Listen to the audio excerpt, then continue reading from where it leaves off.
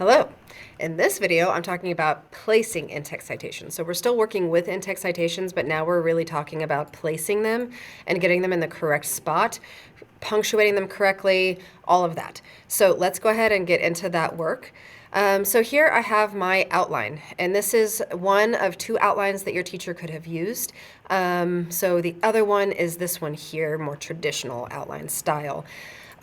So I've already gone through, and you may have handwritten this, and that's fine.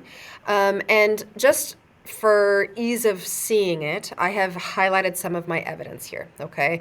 And basically anywhere you see evidence from source, and that's kind of the same anywhere, evidence with citation if quoted with a lead-in, this is where you're going to most likely be putting information from your resources, and that means you need in-text citations telling us which resource you got that information from. Remember that anything that did not spring from your big, beautiful mind must be cited. So if you learned about it and you put it in your own words, it's still not your idea. You got that idea from that source over there, and you need to tell us that you got that information from that source over there. Even if you put it in your own words, you must do this, okay? So I want to show you my very first piece of evidence. Notice there are no quotation marks. This means I put it in my own words, but I did not get this idea by myself. I learned this from a source, okay? So I would then match, okay, where did I get that information from? And I'd go back to my works cited and I'd say, oh, I got it from this Mejia one, okay? Now, I had already gone through, and sorry, I didn't on this one. On my last video, I went through and I had created in-text citations for all of my sources, right? So I know that Mejia is the one that I got this information from. So I'm going to go back here, and this is where I'm actually going to create my in-text citation. Now, I want to point a few things out, and I'm going to zoom in on this, okay, so it's a little easier for you to see, because I want to really point out how this is done. So I have my sentence, and normally I would have a period there, right? That makes sense. However, I need to include my citation. And that means I need to remove that period. And if this is the end of my sentence, I'm going to hit a space. And then I'm going to open my parentheses, just like I did in my works cited, right? Open my parentheses, type his last name, close my parentheses. There we go. I need to close my parentheses. Now, this is where the period goes. It goes outside, okay? It goes outside of your in-text citation. We do not double up with the periods here, because then I'm saying, oh, well, this is a complete sentence because it's got a period after it.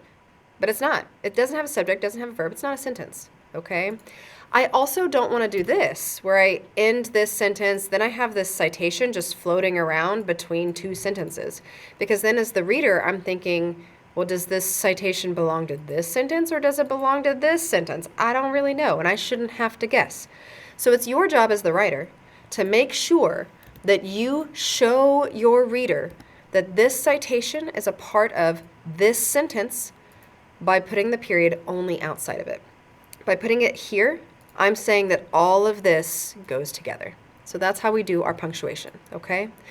So I do want to go through and just show you what a lot of these look like. So this particular one, I summarized information from two different sources. So I did put a semicolon. My friends, this really should not be something that you do often. This should be very, very rare, because you can run into problems where it's like, well, I don't know what information came from where. Okay, from which source. So I don't recommend doing this, but it is something occasionally that might happen.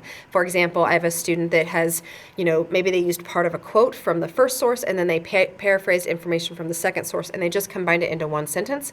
They would do something like this. I like that because it very clearly delineates that the first source goes with the quote, right? And the second source goes with the paraphrase. Mine doesn't do that as well, so I wouldn't recommend it.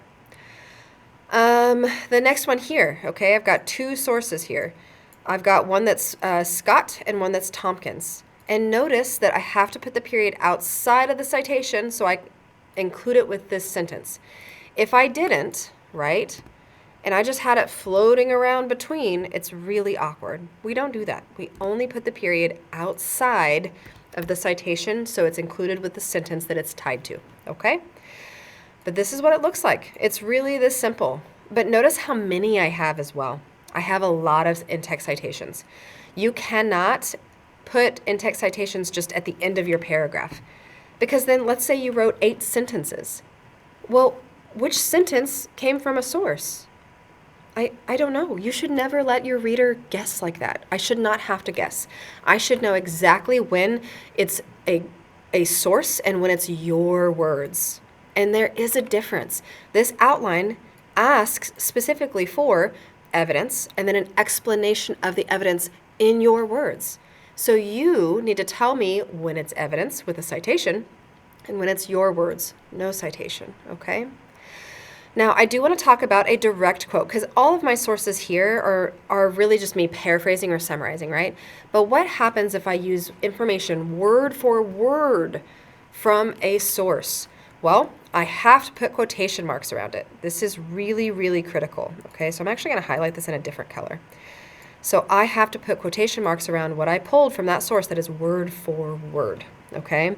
And then, shocker, I have to cite it. I have to tell where it came from. Okay, so please notice that I open up the quotation, I word for word copy from the source, and then I close the quotation.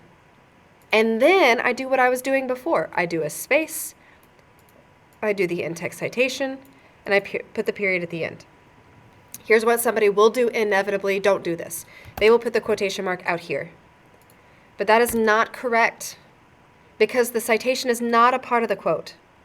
The quote ends here, so the quotation mark only goes outside.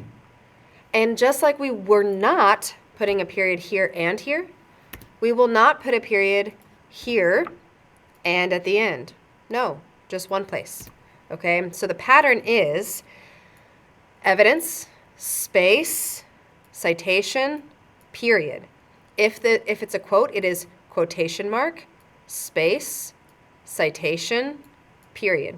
That is your pattern. And it needs to always be your pattern for these parenthetical references, these citations that are in the parentheses. Okay?